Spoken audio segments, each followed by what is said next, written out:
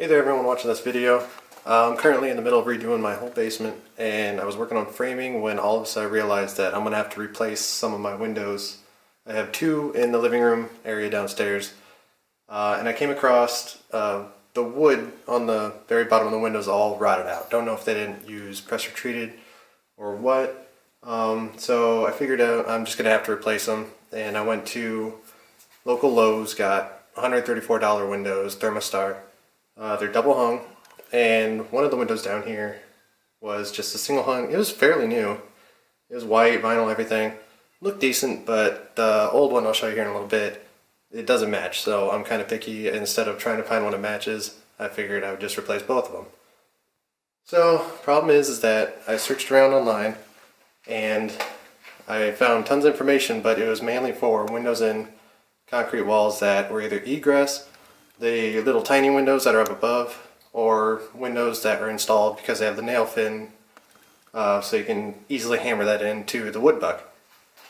So I ran into an issue, and of course right now we're in the middle of the good old corona quarantine and all that stuff, and all my help is practically sitting at home and refuses to come outside. So I had to talk around with some construction buddies, and just talking with them, I had to pretty much figure it out on my own. And I did research after research after research.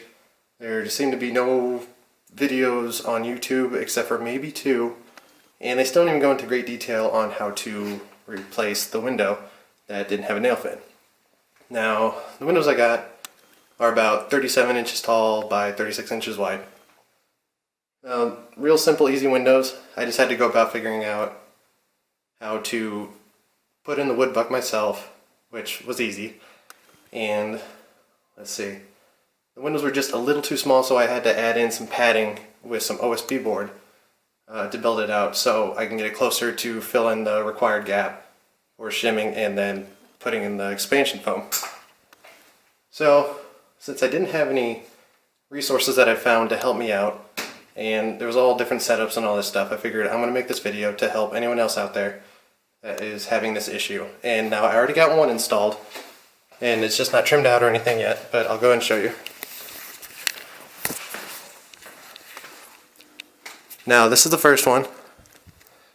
Got the window buck installed, everything, the window's in, and here is the,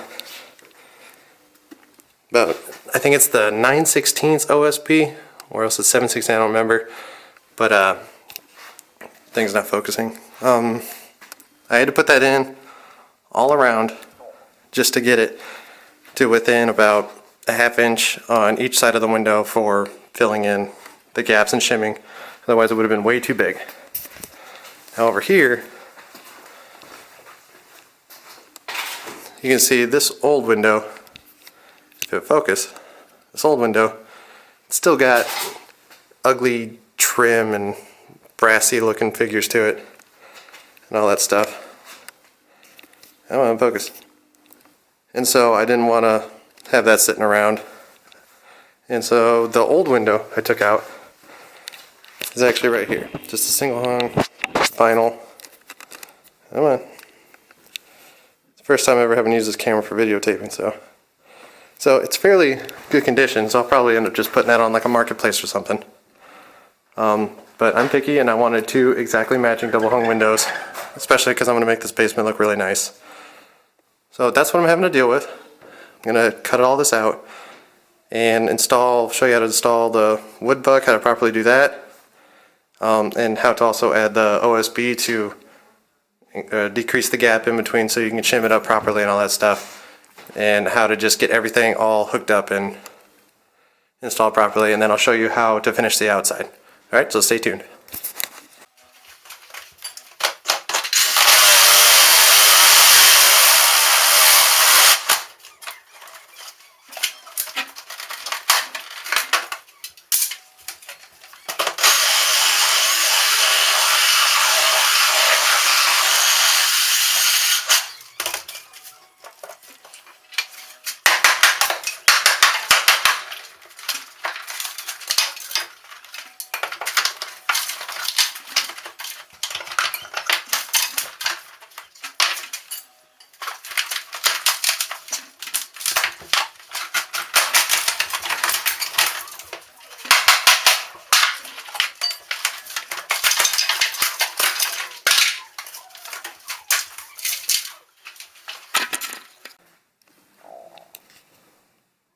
Okay, here's a little update.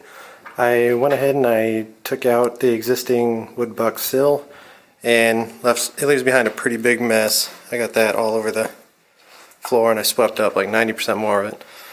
So it was all rotted. It kind of looked like that, just splitting apart, disintegrated.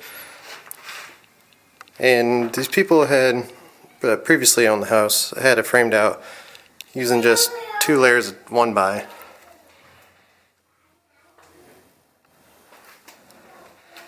And so there's no real easy way to take out an old window. I have no idea how to properly do it, so I'm just kind of taking all my saws and hammers and pry bars to it. So I'm not going to spend too much time on that. It's up for you guys to figure out how to remove your own windows. Just take a look, see if there's any screws holding it in, any nails you can cut through with a sawzall or whatever. But that's where I'm at so far. I'm going to proceed to take the rest of it out. Okay, here we are. I have the window fully out. No wood left. Got my son out there playing. And now what's left is we have to clean up these edges. Still got some dirt right there. Got these nails, some concrete nails that were left in the area. So what we're gonna do, got my battery grinder. Just got to grind off those nails. And also, there's some leftover caulking and stuff from the previous window. Got to get rid of that. It's got to be nice and smooth. No bumps, no concrete cement. Sometimes old windows will have a little cement buck right there that you have to probably chisel off with a cold chisel and a hammer. Just get it nice and flat. You're going to want to check it. You're going to want to check it first. Make sure it's all nice and smooth, flat, and also see how level it is and whether or not you're going to have to shim your first couple of wood bucks as you put in there. So I'll see you then.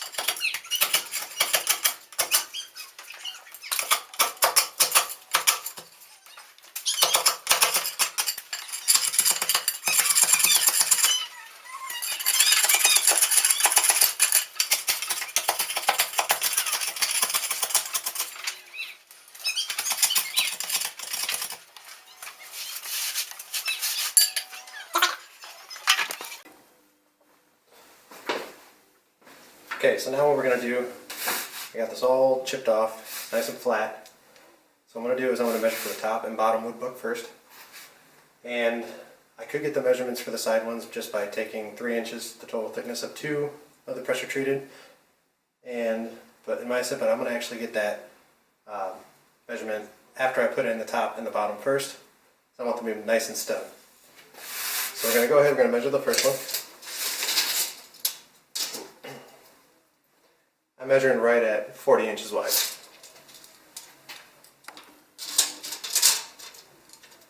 Looks like the top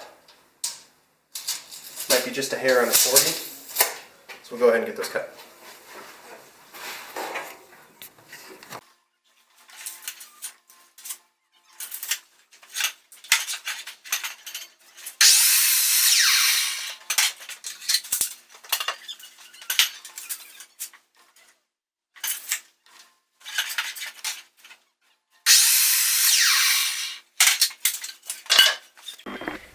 So there's one thing I forgot to mention. You could measure the full thickness of your wall and make a pressure treated 2x10. I say I went with 2x10 because I knew I was going to have to rip them down. And then in the middle of doing this I realized I probably could have just went with 2x8s because of the width I actually cut my stuff down to. So I'm going to go ahead and show you how thick my wall actually is.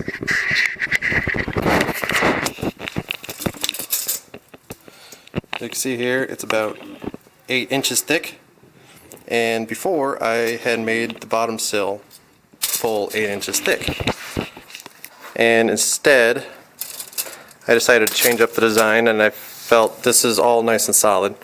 So what I did is I ended up ripping down my 2x10 pressure treated. I put it in place, and I'm going to put it flush with the inside of the wall.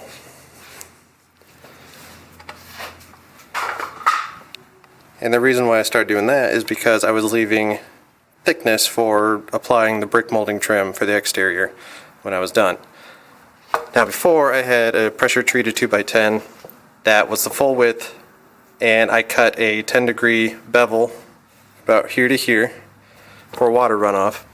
And then I decided to just use my multi-tool and cut it off because, well, it came down to one thing. I didn't have a metal sheet bender to custom make flashing for the little drip edge part.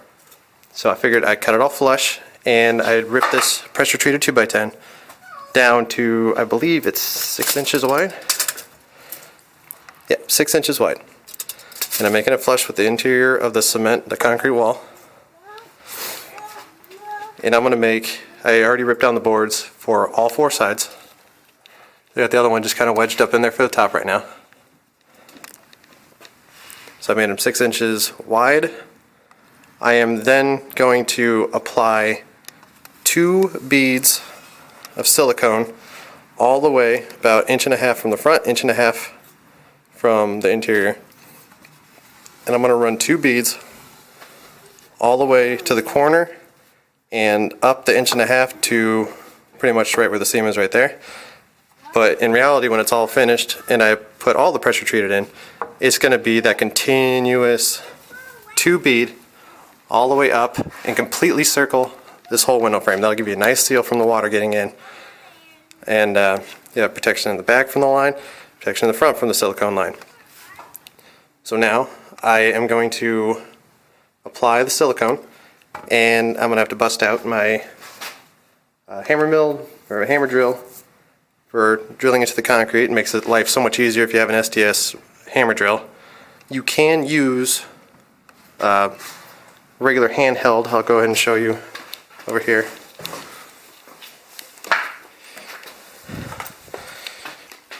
Now I have the Ryobi brushless hammer drill. It's got the setting right on top, and you could go and get the Tapcon screws that you can get in either a pack of like 8 or 75, and I'll show you what those look like. I got some right here. So you got the blue concrete Tapcon screws. I swear I need a different camera. But they're made specifically for drilling into the concrete, and some packages actually come with the masonry bit that you can just put right into your chuck drill and everything. And you could put a little countersink hole so you can drill and have the head go down far enough to hide. But I'm going to end up putting like 1, 2, 3 Tapcons in here, and we'll recess the head so it's not interfering with anything. And then I'm probably going to put 2 or 3 on the side, same with the top, same with that side. The only issue I'm running into right now is I do have cable internet coming in, 2 wires. So what I'm going to have to actually do is put 2 little channels underneath here that the wires can then go in through and run into the house. And I'll just make sure when I silicone the board down that I get it nice and tight around there so there's no leaks. But that's pretty much the next step. Now, like I said, you could make it the full depth of the window well if you wanted to, but I decided to go with 6 inches because I was going to put brick molding in. And but then after I installed that last window, I realized the brick molding is not wide enough. It's deep enough that it's perfect for the depth, but it's not wide enough. So I ended up having to go get like a 3¼ inch wide by 9/16 PVC trim that I'm going to end up putting out there, and it's right over here. I got it from Menards. So it's going to be that little board, and I'm just going to end up trimming out the outside with that, and then caulking the inner and outer seams with that. So stay with us. We're going to get silicone put in place, I'm going to put the channels in for the 2 wires to come through, the 2 cables, and we're going to start siliconing and then cement drilling all this into place. Okay, so now we're to the point I have laid down my 2 beads of caulk, the silicone. I used the DAP 100% silicone max for windows and doors and siding. So see what I did here. I ran it up the side, the thickness of the pressure treated 2x. Ran 2 beads all the way across and up the other side. Now I do have a little bit of divots and stuff in my concrete imperfection, so I just made sure I had enough silicone to squeeze in there and seal all around. Now also I went, and you can see, of course it won't focus, but I drilled the 3 holes in the board, pre-drilled them, and I countersunk them just using a spade bit. And this size is 7/16 spade bit, so just deep enough to hide the head. And then I took a smaller drill bit and pre-drilled through the wood. So now I'm going to set that in place. I'm going to get the cord situated in the little channel I made and make sure that's all sealed up in silicone properly. And then what I'm going to do is once it's in place and lined up and flush with the wall, I am then going to take the hammer drill, and it requires a 3/16 bit with the 1/4" screws that I'm using, and I'm going to drill into all 3 of those and then secure the first block down, and then I'm going to work on doing the top.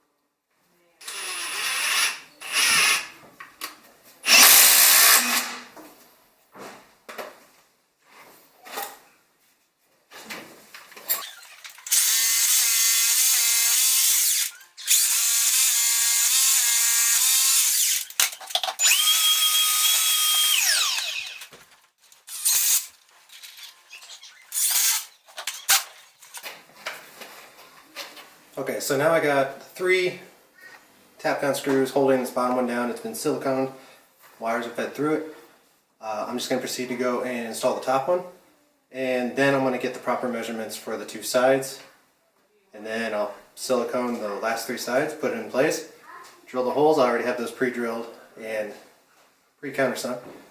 Place all the screws in, then we'll have the buck fully finished, except for we will then silicone the sides over here.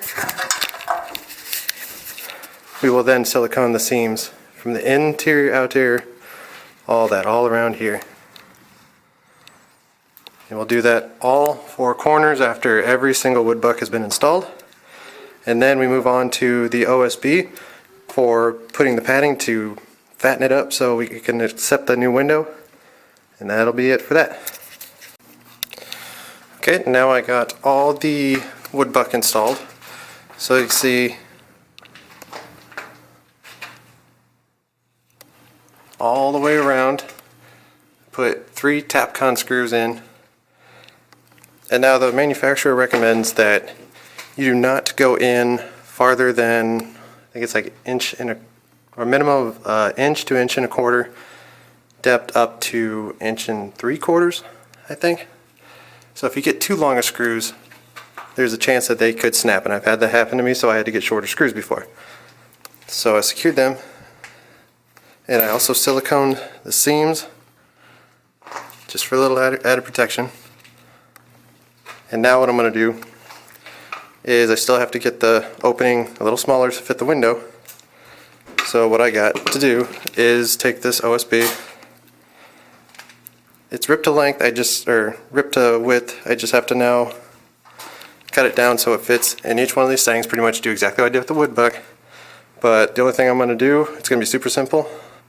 Putting in these little construction screws. I'm just using number 8's 1.25 inches. all that, I'll just put 3 down as I slap this on directly on top of here. Do that all the way around. And then I am ready to start unwrapping the window, shimming it in place. And the spots are going to be a little tight for foaming, but what I did with the other one, even the tight spots, I managed to get the foam in there. And I felt the air coming through. There was no air coming through, so it did a good job sealing, and I kept testing the window to make sure it opened, blah, blah, blah. It had no problems, no binding, no nothing. So that's what I'm going to do. I'll see you when it's done. Okay, so now I have the OSB installed with the 1¼ construction screws. Got it all the way around. That top one is a little thinner just because with the half of the OSB I ripped up. By the time I was done ripping 6 inches, I only had, I think it's a 5.5 inch wide one. That doesn't matter.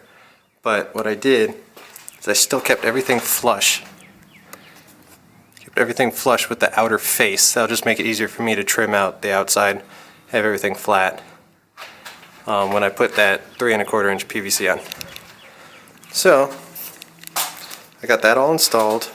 Next thing we're going to do, I'm going to bring in the window.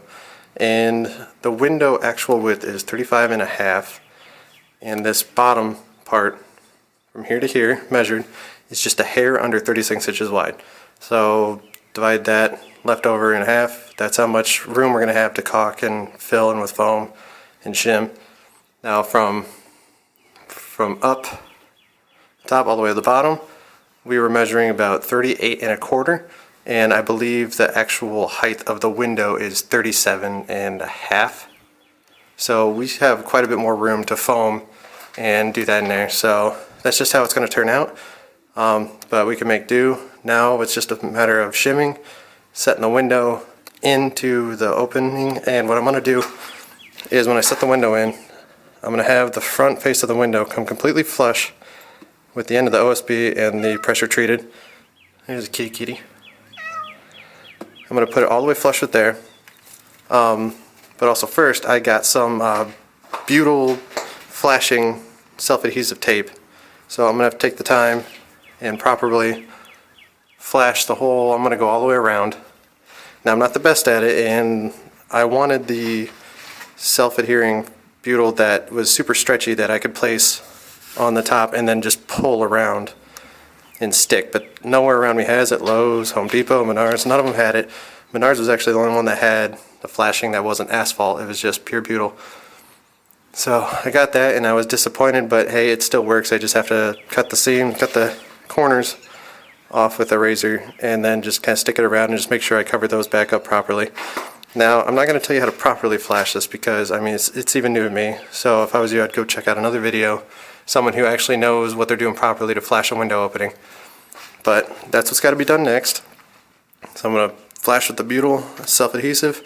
Then I'm going to bring in the window, unbox it, and I'm going to start putting some shims into place and get the window all wedged in there so then we can make the adjustments side to side, up and down, and push it flush with the outside of the framing. And then we're going to start applying, I think it's 4 screws down the side of the window into the wood on each side. Oh, that's all it is. Very simple. And then we'll go from there. I'll be right back. Okay, so here is the new window going to be put in. First thing you want to do when you unwrap it is check for any defects, any scratches, anything that's broken. Make sure it's not out of square. Like I said, it's a $134 one I got from Lowe's. It's a Thermistar. And what I'm going to do now, I'm going to come over. I'm going to test fit it in my window that I've gotten flashed. And just check the gaps I have. I'm going to push it all the way to like one side and leave it down. I'm going to measure the remaining side and above. See what that number is. I'm going to split that in half, and I'm going to try and get it so it's equal distance from the top and bottom.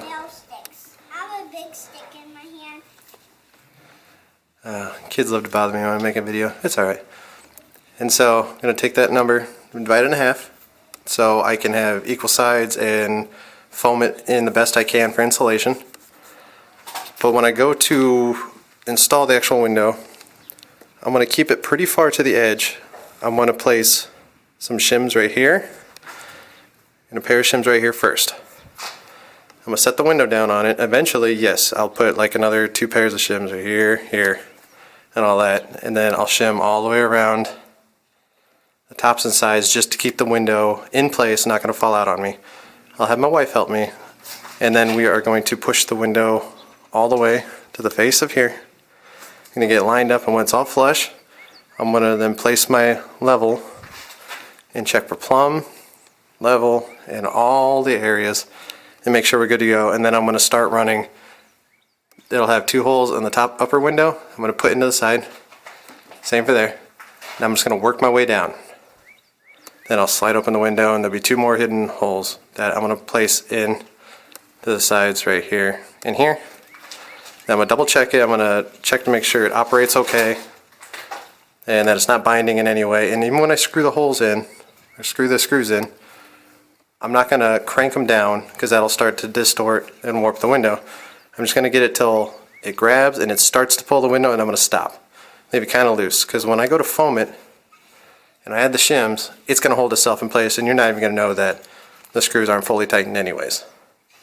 So now I'm gonna dry fit, and I'm gonna have my wife help me, and we're gonna get the window in place. Okay, so now the next step is I dry fitted the window, and I took the measurements from how much gap there's left above and to I just did the right. And for the top to bottom, we had a gap of just over 7/8. So what I went ahead and did is I took 2 shims and I posed them so that keeps a nice level surface. And what I did is I measured with a tape measure, and I put them together until they made, until they made a 1/2 inch of thickness. And what I did is I cut them just a little shorter than the depth of the window. And I started with this left one first.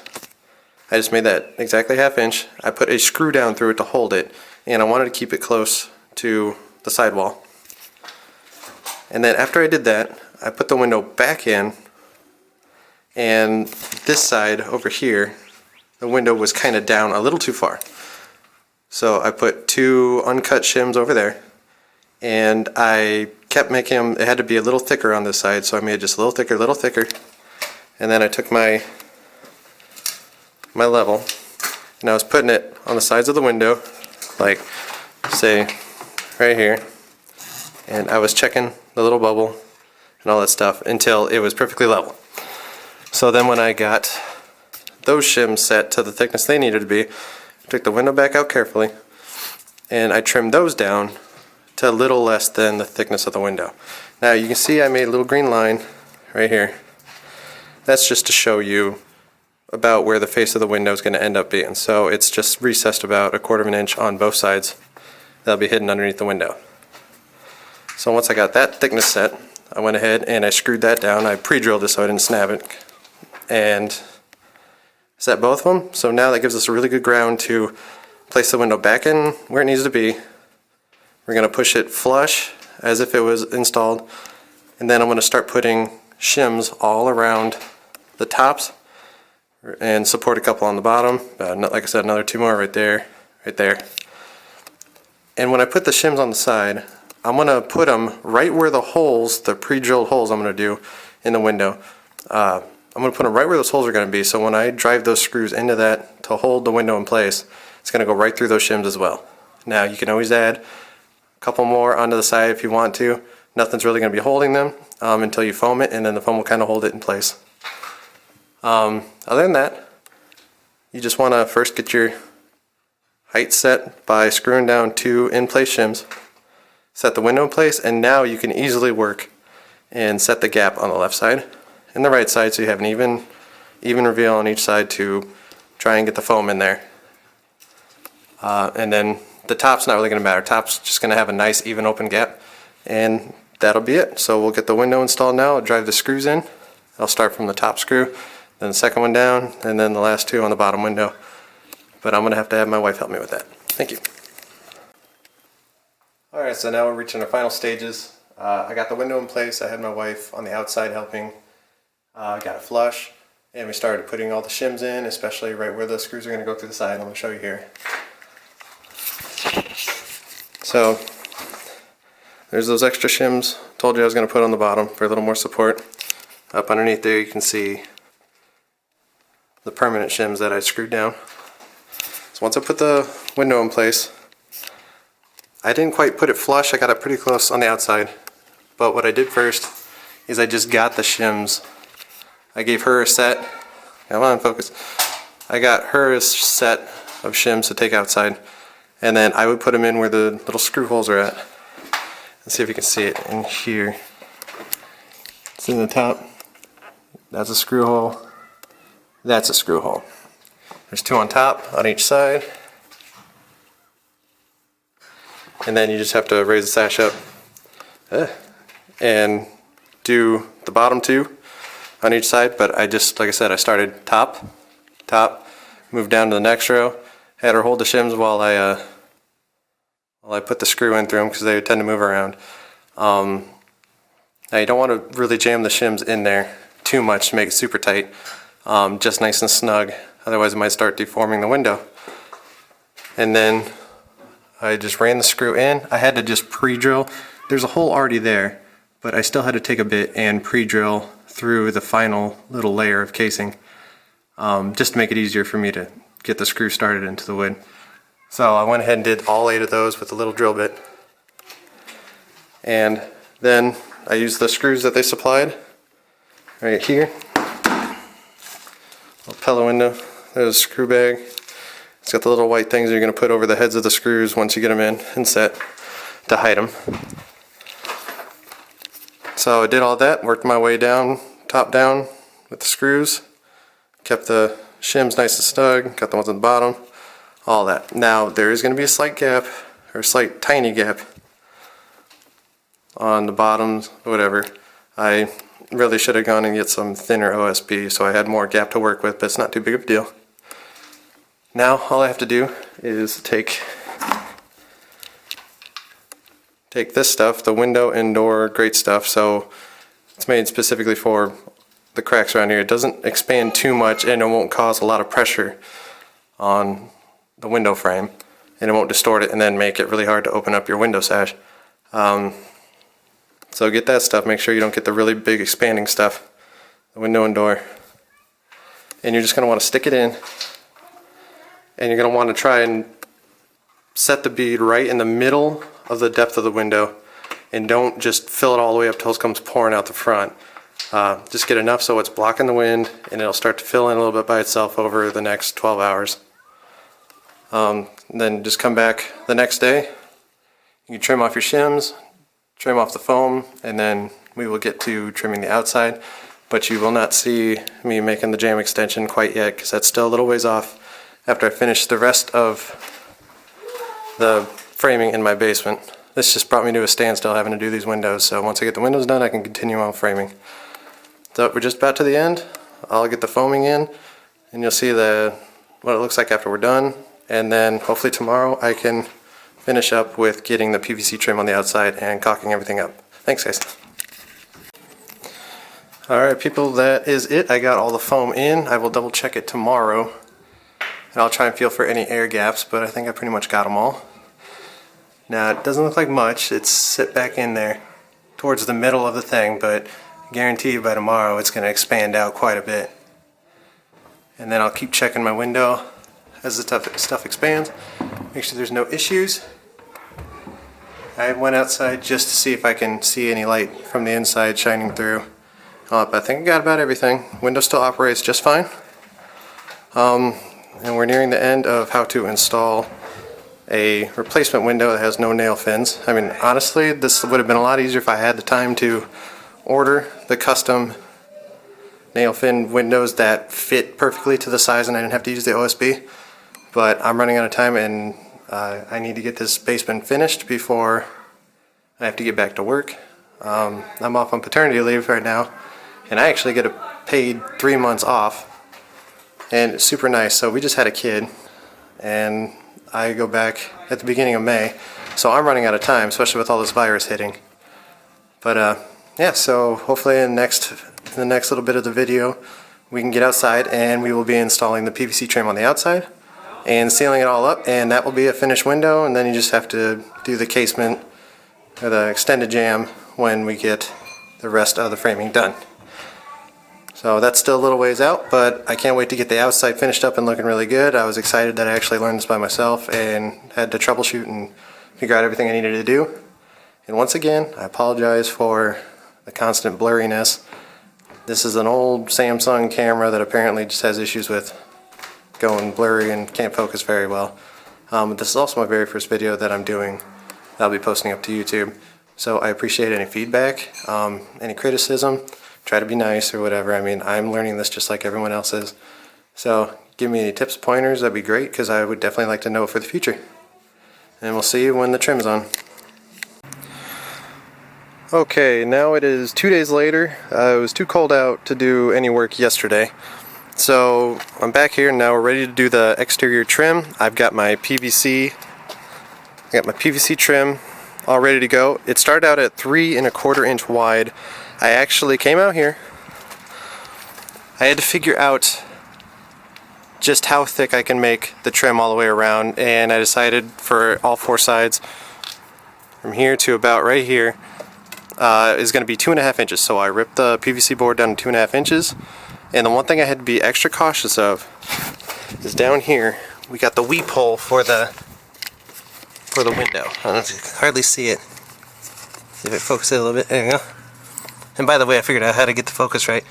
So this little weep hole right here is what we need to not block. So I have to put the PVC trim board just right below it. Now it's kind of hard to tell, but underneath this crack I had put in some backer rod. So when I go to caulk it, I'll have something to have a backing for. And so what I used, you just go get this little backer rod. You just have to figure out what size you need to use. For this one, about 3/8 of an inch is what we needed. So I just stuck that down below, and if that's exposed at all when I put the trim on, I'll be able to put a nice bead of caulk on top of that and not have it completely fill all up underneath of there. So I already miter cutted, well, I didn't do the 45-degree angles, but I cut down all my stock, and I got the tops, bottoms, and the sides, and I already ran them through my table saw. So I went with 2 1/2 inches, so I set my fence or whatever, ran them all through, got them all ready to go. Next thing I have to do is now do the final length measurements of each piece with the 45-degree on there. Then I'll be able to put them together as a picture frame, and then hopefully just toss them right up, add a couple nails, and then finish off the caulking and be done. So right now I'm going to go ahead and get those cuts made. Okay, here's the final bit. I got the miter cuts all made. It took a little bit of test fitting and then going back and trimming the length a little shorter, but I got all the pieces cut. I still have to do the second window underneath there. But here's what I did. Very simple. I made the miter cuts, put them up in place. I was able to put all 4 up in place if I needed to, and see how they fit. So all I did, I made sure I had a good gap in here. It kind of comes out a little farther right here, starts to angle up, so that's not a flat surface. So I had to gauge all the way around, figure out what I wanted all the lengths to be, or all the widths of the trim to be. And then I took my battery Ryobi 18 gauge nailer, and you should also use stainless steels with this, or stainless steel nails with this, but I was told it's okay to use the 18 gauge, and I think I shot in like 1 3/4 inch nails, but I figure it's gonna be fine because as you can see here, there's one of the holes. I did kind of a W shape, one toward the inside, out, in, and out at the bottom right there. Now I'm gonna cover those with a paintable silicone latex caulk and all that, just in case I want to paint this frame, but I might just leave it white for the time being. Then now all I have to do to finish up, gotta place the bead of caulking right here on the inside right here, do that all the way around, and I just have to make sure that when I get down here that I don't interfere with the little weep hole flaps right there. I don't want to silicone those shut, that could be really bad. But that's about it. That wraps up this project or whatever. I just got to finish up the other window. But it's super simple as that. Just double check all your work and make sure that there's no way any water can get in, and you should be good. Thanks for joining, thanks for watching, and hopefully now that I got the camera issue worked out, I'll be able to use it for a couple more projects in the future. But thank you for bearing with me. I know the autofocus was a total pain, but I had to do research for over 2 days straight just to figure out how to fix it. So thank you guys. Once again, it's me and my son. His name is Liam. Thank you guys for joining us, and hope to see you on the next project.